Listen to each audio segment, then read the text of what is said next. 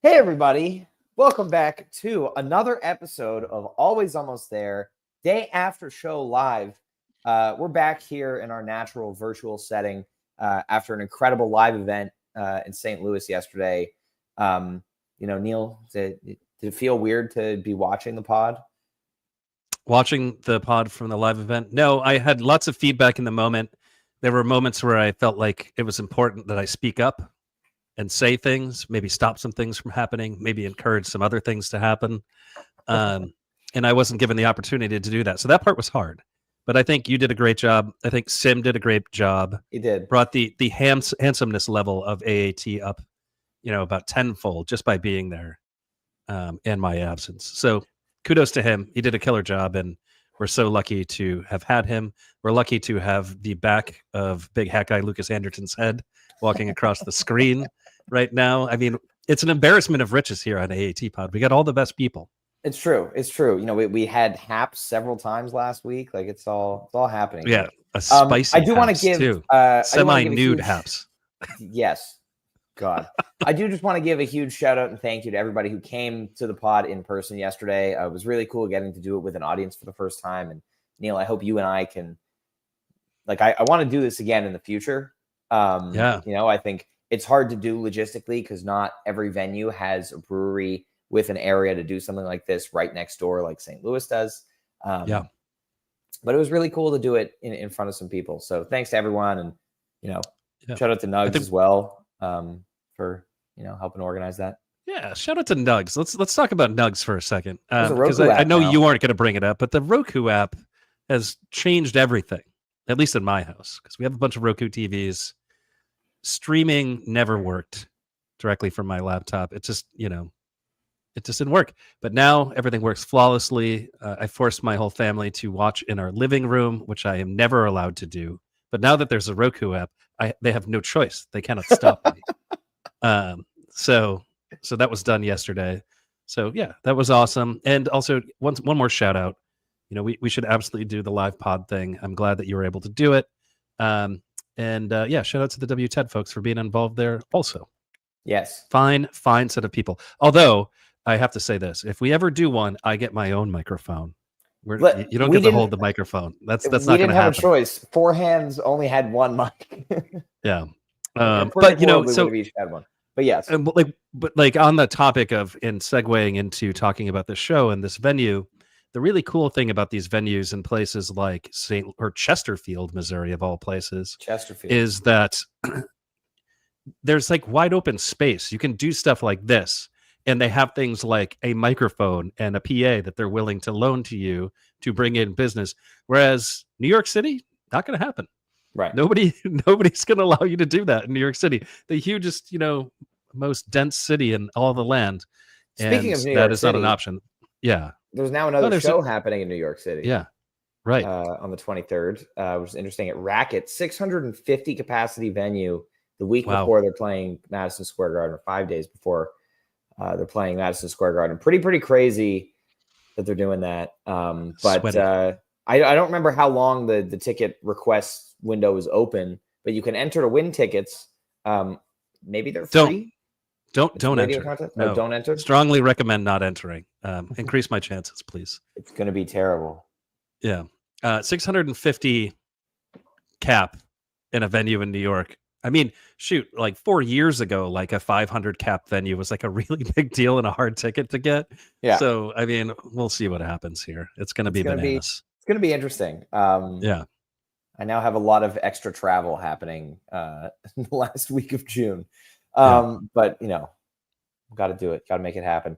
Well, let's talk about last night in St. Louis, shall we? Yeah. It was a very good show. As I said in my review, they played to the crowd. I mentioned on the pod yesterday, there's a lot of chomping. There was less chomping last night because they played the party show, which, the chompers like. People love that shit. I mean, you're saying this like it's fact, and I don't know if party show is the right word for last night, and we're going to disagree on that throughout the course of this podcast. Fair. And that's okay that we disagree. I think people have come to expect that. But my assessment of the show is that it's a rarity show, not a party show. and it was designed for folks who are on tour willing to hit a spot that is kind of out of the way and difficult to get to. Is St. Louis out of the way? I mean, it's 2 nights. St. Louis, Missouri, dude. Yeah, but it's 2 nights. Yeah, I don't know. I feel like a lot of people skip this one. It's low cap venue. That's fair. I don't know. Well, I mean, we get out. So let's dive into the show here. 3-pack. I think this is a 3-pack now. Iguana Song, Flow Down, Honeybee. I mean, Iguana gets better every time they play it. It also gets longer every time they play it. Right. And it's unbelievable. And I hope it keeps getting longer. It's just such a good song. Like, I've said it now a couple times on the pod. It enhances every show that it's in. It instantly makes the show better. Yeah. Love this as an opener too. This is the first time. Yeah. I think every play has it gotten earlier in the first set too. Yeah, I think they just they started making this set list, and Peter was like, "Guys, I don't really feel like playing keys too much tonight. Let's just go, and I'm going to play a lot of guitar." And they're like, "Sure, Iguana, let's go." And then it all kind of snowballs from there. Yeah. Yeah, I mean, and I really like, so the kind of the way they're structuring it is they do like short turns through the first few segments of the jam. And then like the last one, is where they really extend things. And I think they're really developing that, like, the playing with dynamics that they've been doing all tour. And so the way that they bring it way down and then just ramp up to the ending. So good. Flow Down. This is a good flow down. You get some weird synth stuff happening in there. A little bit of dissonance, not too long of an intro. This is kind of the ideal flow down. A little bit of an interesting jam that doesn't go on for more than a few minutes. I could get excited about this flow down intro. It's all that flow down ever should have been, really. It's good stuff. And yeah, you give Peter an opportunity to do a lot of synthy things. You give Rick an opportunity to bend down and twist some knobs. And when that happens, good things result. Yes, it is always the case. That Roland Juno had some good stuff last night. We'll talk about what he did on that synthesizer and the thatch a little bit later. But he's really kind of figuring out what that thing can do. And so I'm a big fan. And then Honeybee, 366 days since the last Honeybee. Not long enough. But 82 shows, Coach on the Rain Stick. And honestly, like we shit on Honeybee a fair amount on this podcast. You could do a lot worse. The outro is great. It's a pretty good song. It's a pretty good song. I'll say this: if played as a rarity, there, I think what hurt Honeybee is for a stretch, it got played like way too much, a lot, and it was also an encore a bunch of times. Yeah, and that is kind of tough. But it's one of the first songs that feels like a Peter and Rick song, not just a Peter song, even though everybody insists it's just a Peter song. It feels like done together in the way that Iguana Song actually feels like it's done in concert with Rick or Feel It Now and things like that. But I don't dislike this song. I think having it be a rarity like this and popping up is pretty cool. There's like a nostalgia factor. I think of like 2020 and like drive-in shows when I think of Honeybee. And like that vibe is actually a cool vibe to like recall. 2021 was the heyday of Honeybee. Yeah. So no hating on Honeybee here. I think it actually does okay in this set. I mean, and if they want to play it once a year, then by all means.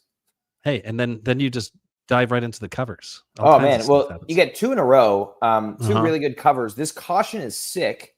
Yes. Kind of the Green River treatment of a cover that doesn't usually jam, getting a not totally out. Now, the Green River is better than this, but not totally outside like the box and not a playlist jam. This is like 11 minutes or so. Really cool 2 guitar stuff. And just amazing anchoring by Cotter and Trevor while Peter and Rick are in La La Land, on their effects, making all sorts of weird noises. But yeah, Trevor just doing Trevor things. Doing Trevor things all night long, taking bass lines that you're familiar with and twisting them up just a little bit to make it a little more exciting. And the creativity was there. Sometimes, you just pick up an instrument and different notes come out. And I think he was kind of feeling that last night where it's just like, I could play it like this, or I'm just going to do something a little bit different. And I think throughout the show, you got something like that. And he's been kind of on that vibe for a while now. Yeah. Like he's just playing inspired. At least that's what it sounds like to me. And really noticed it in the hot tea. I mean, wow! But we'll get to that. But we'll get to that. But yeah, this caution is great. Definitely going to be listening to this a lot. And Ate Up All the Cake, always a treat to see. First one of the year. This feel a little faster than normal to you? Because I hadn't really thought about it. It felt like it in the moment. I think they did it. This felt like one where they click tracked it to a higher tempo than they normally play it to. I feel like you can kind of tell those. Like Rick is usually tapping his foot very steadily when they're playing like a slower song to a click. But I really like this faster tempo. I think, I love this cover. And I think the recorded version is a decently high tempo. Okay, higher than what they typically play it. As. I'm thinking of Goose versions. Yes. So maybe closer, more true to the original. I hadn't really thought about it, to be honest with you, because I don't go back and listen to versions of Ate Up All the Cake. Well, I do love the song and I do love Bon Iver. Generally, when I'm picking through shows, I'm going back and listening to the jams. And this one, it doesn't necessarily do the jamming thing. Yeah, but interesting to see 2 covers in a row as well. You don't get that a lot. Yeah, and like 2 deep cut covers too. Yeah, like exactly. I feel like they save Caution for special occasions. They certainly save Ate Up All the Cake for special occasions. So and those were both not played since the end of October. A little while. So yeah. There we go. And then first set comes to a close. Yeti, Everything Must Go.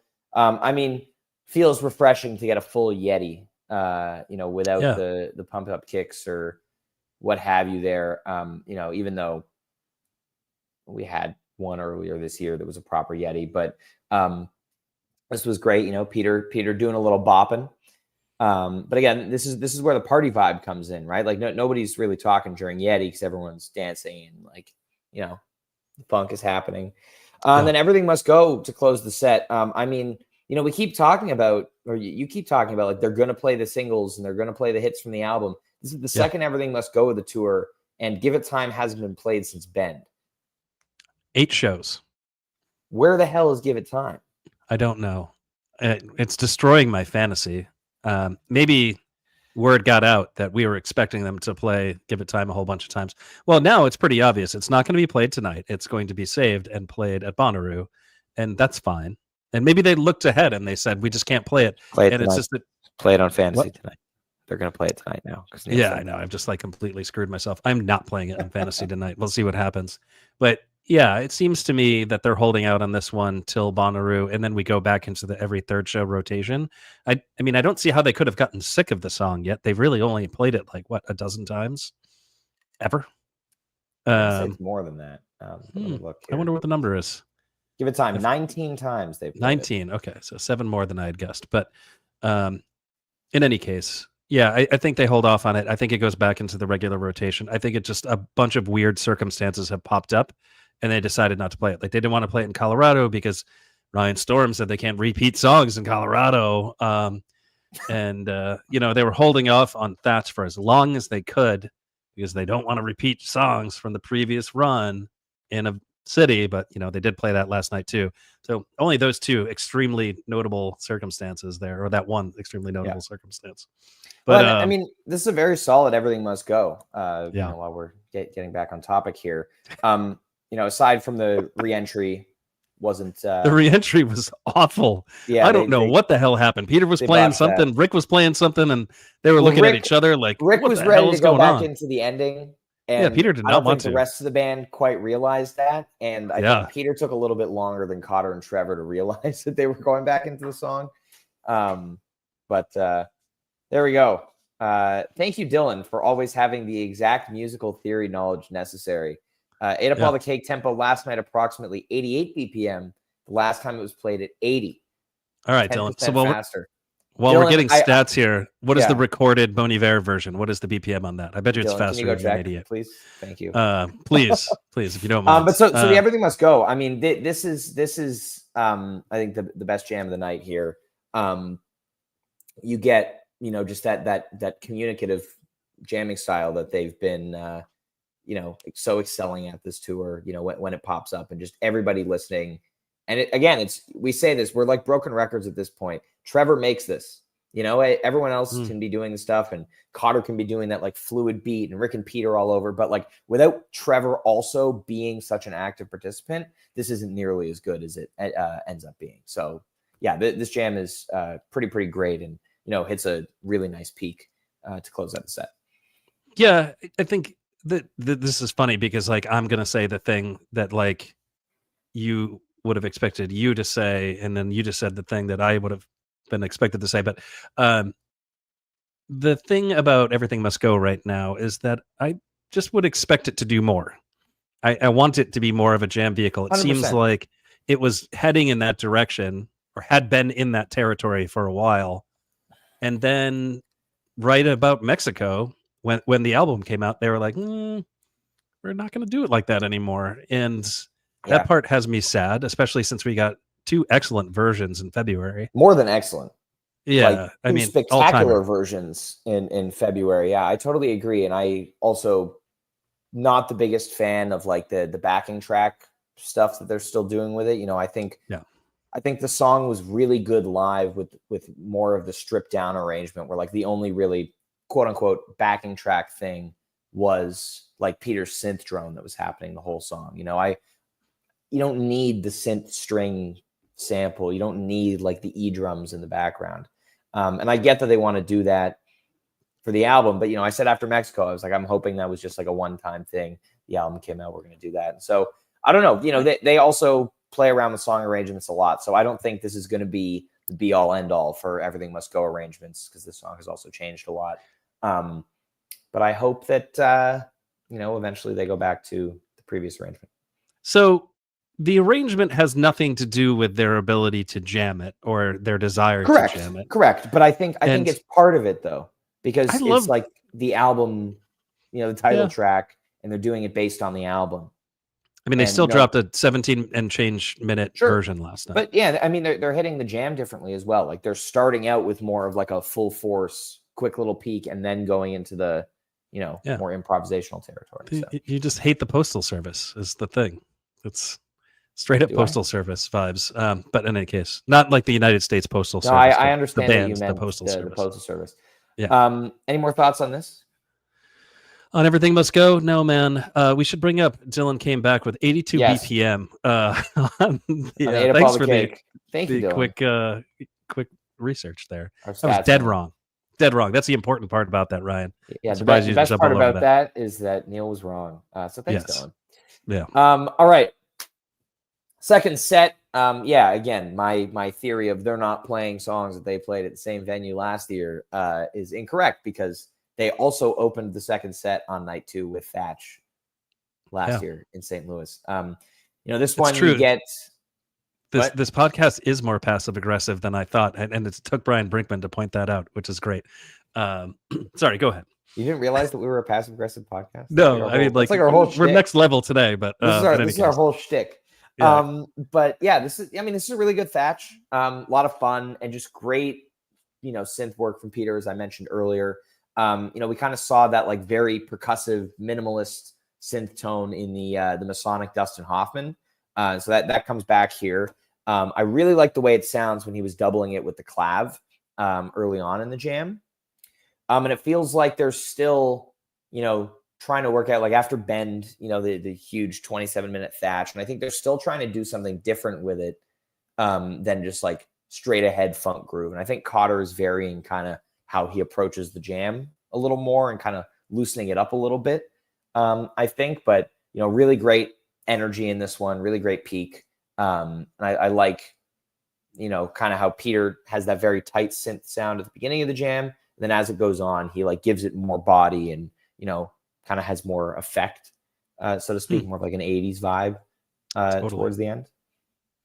I mean, that's what I got. I got just like, this is how one jams as a yacht rock band.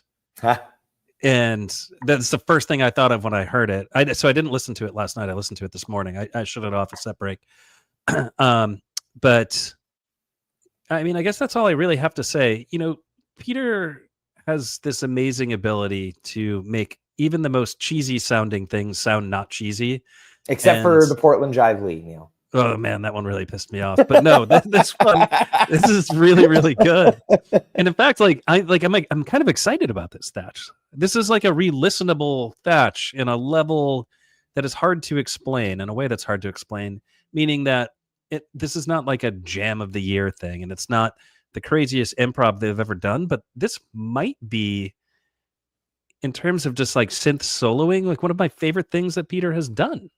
It's just so vibey. It's great. And, sometimes it doesn't have to be total just melt your face improv. Sometimes it's just a nice solo and you just got to dig it. And I think Peter really elevated here for this and kind of took this jam and put it on his back and said, I'm going to do this the way that I can do it. And I think it sounded sick. And I love the fact that they just turned Thatch on its head. They're straight ahead funk jam vehicle, or they're getting into total outer space and just kind of melt your face jam vehicle. And then we just went straight yacht rock for 17 minutes. I mean, that's pretty dope.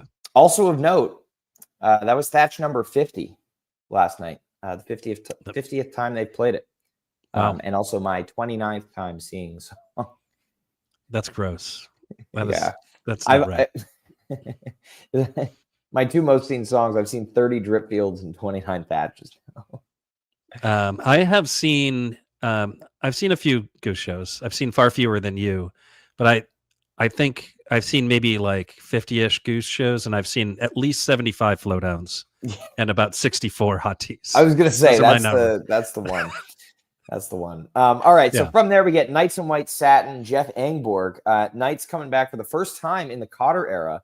122 shows, last played at the Fox Oakland, September 26, 2023. That's a good show. Check out the Yeti. Good Dripfields from that show too. But Knights in White Satin, great cool down after the Thatch. Thatch unfinished as well, which is interesting. I think we were talking about this in a group chat earlier. Like, what is the purpose of leaving a jam like that unfinished? Because very easily could have hit the ending the way that the jam was. And I think it's just, what I've been talking about for a while. Like, I think they're trying to get out of the mold of we need to finish songs. And we don't need to bring the Thatch ending back to close the second set either. Right.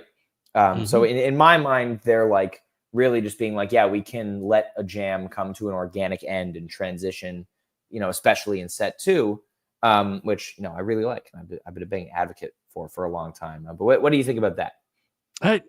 It doesn't hit my radar the way it hits your radar and the way it hits Brian's radar. It just washes over me. I don't really think about it. I don't think about unfinished mists. I don't think about unfinished drives. I don't think about unfinished Thatches. It's just a thing that happens. You just kind of move on and, you just do your thing. That's fair. And I don't know, it's an ending of a song. I don't feel like I'm kind of left standing at the edge of something, like waiting for resolve on some of these things. I understand Jive's point with the mist and that the ending is just sick. But I don't know, you finish the Thatch, big deal. You don't finish it, yeah. I'm happy just the same. That's fair. Yeah, and I have no problem with them walking away. Oh, I mean, unfinished Big Modern, I understand why you have a problem with that. Any opportunity to get more of that vibe is a good thing. But yeah, it doesn't really raise my blood pressure in any way. I don't know. There we go. And then Engborg. That's when I knew they started Engborg, and I was like, all right, party set. This is where we're going with it.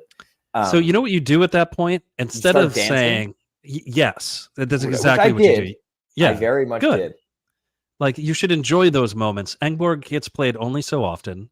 It is a fucking ripper of a song, and you should absolutely let that wash over you while you're in the moment. You shouldn't say, it's a party show, and then sit there with a scowl on your face. Well, I didn't. I said, it's a party show, and then proceeded to dance. Then you proceeded to dance your ass off. Yeah. Good. Because it's a sick song. I don't stand there scowling in a situation like that. Yeah. I'm scowling internally, but I'm having a great time because I turn Engborg. Into an OG Wook spinner when it's Engborg. I've only heard it once. But you did. I did, and I tend to, as you know. Yes. Yes. But yeah, you got to rip it up. Engborg is fantastic. And then Rosewood. I guess we can just Rosewood, Dark Horse, Hot Tea here. I mean, I was not expecting Rosewood to come back so soon, and I hope this means that it's going to be in more regular rotation going forward. Nothing crazy about this version. Towards the end, they kind of hit into that similar driving funk zone that was most of the Boise version. And then great segue into Dark Horse. Really, really fantastic transition. Part of me was hoping with the old arrangements of stuff coming back at Fiddler's and whatnot, I was like, what if they do Thunder? And then they didn't. They did not. I don't think that's ever going to happen. We have to start a new campaign now. I've been campaigning about that since 2021. As have I. Get thousands of fans involved. Speaking of 2021, what a 2021 segment we have here. I mean, Rosewood Dark Horse tea. Rosewood Dark Horse hot tea. It doesn't get much more 2021 than that. That really is. Kind of killer. That's summer 2021 in a nutshell. Yeah, that. In fact, I challenge somebody to see how many times that has been played in that order in a 2021 set list. Maybe once, maybe twice. But that feels like if you were like they played that at Eau Claire, I would have been like, yeah. Totally. Yeah, they probably did. Yeah. Oh man, I have nothing to add. I mean, Rosewood was Rosewood. They can play it whenever, and I will never complain. So I'm not going to complain in this moment. I don't think it really went anywhere insane, and that's okay. It was about 17 minutes, so you do get a little bit of a jam in there. Yeah. So that's absolutely worth it. I think Dark Horse is one of those songs that, I don't know, it is a rarity. You are meant to rejoice when it is played. If you've heard a couple Dark Horses, you might be kind of like, I don't really want to stand around this late in the second set, which I feel like kind of happens with the Dark Horse. That kind of screeches the energy to a halt maybe for a moment. I don't think it screeches the energy to a halt. I think it's just like they've never really known with this arrangement. They've never really known how to do anything kind of different with it. So it's kind of the same 10 minutes every time. And it's a fantastic song. And I know people get really excited about it. And I mean, I was happy to hear it. Always am. But I would like to see, do the Dark Horse Dragonfly thing that they did a couple of times. That'd be cool. Back in the day. Do something. I don't know. Do something different with it. Yeah. I mean, and I think that's the knock against it. Although, again, if you're at the show, this is a rarities show, and they will play these periodically throughout the year. You have to accept them for what they are. They're going to kind of slide in these non-traditional songs. Some of them are bangers. Some of them aren't bangers. They're just songs they decided to stop playing. I think Dark Horse sits somewhere in the middle of those two things. But yeah, I mean, those were the songs they chose to play. If they had chosen to do some other ones like Arise, I had a feeling that last night was going to be like a bust out night. So you usually have good instincts about when those shows are going to happen. Yeah. So in Fantasy Goose, the alternative Fantasy Goose, the underground Fantasy Goose, which I'm not allowed to speak about, but I'm speaking about right now on the podcast because I've been told that I'm under investigation by said committee. So you can sleuth on the internet and find out who those people are. But I think I played. Oh, I don't even remember now. I played Arise and then something else. It was like a real deep cut. Because I was looking at all of the songs they could have played, and I was like, there's no way they're playing Honeybee. And of course they do. So I don't know. I was feeling it last night. If you want, do you want my second guess of Rarity Show? Sure. Fantasy Goose hot takes. So play the rarities when they go up to New Hampshire. I have a sinking feeling there will be some kind of a super deep cut. A sinking feeling. You're going to be at that show. I am going to be at that show, but it is a pain in the neck to get from Guilford, New Hampshire down to MSG. So a lot of people are going to skip that show. Bust out show. Yeah, let's go. Crazy people like us will be there. Will you? Yeah. Yes. That's Storm on my nerves. And that will also be happening in Cleveland next week. Yes. So get ready. Neil will be filming Storm Tracker. I've already said I'm only filming Storm Tracker if I get a cool purple logo Nugs t-shirt that says crew on it or staff, one or the other, because I will effectively be working for Nugs at that point if I'm holding the camera. Just saying. Just saying, I want a t-shirt. Member of the Storm Tracker crew. All right, Hot Tea close the second set, and then Salt encore. I mean, a little extra mustard funk on this tea. You were highlighting Trevor on this. Trevor was flirting with like the Rapper's Delight bass line in a couple spots in this. Not the typical Hot Tea bass line. It's dope what he's doing. It sounds really sick. I might go back and actually listen to this Hot Tea, which I never do on re-listens anymore, unless there's some kind of significant jam. And yeah, this one is 65-ish hot teas in my life. It's true. But yeah, I really just love displaying on this. Again, sometimes you just kind of pick up an instrument and just different notes come out of you. You know how you're supposed to play the thing, and then you play something else, a little extra curly cue on it. And that's what he was doing last night. Yep. Just and then, adding a little, And then Salt goes past curfew. I don't know what the thing was last night, but they went almost 10 minutes over curfew.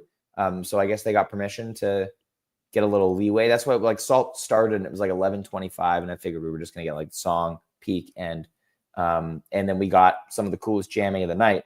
And I think that, like, while it's really cool, but similar to like the Fiddler's Empress, like they're digging into this like really like thrashy, dark, thing, but it's not getting explored because they don't have enough time to do that in the encore. So I hope that this kind of jamming happens earlier in the show, going forward, so we can get a little more of it, because this is good stuff. Tell you what, I'm never going to complain about: a Salt encore in a yeah. show. Oh yeah. Holy shit.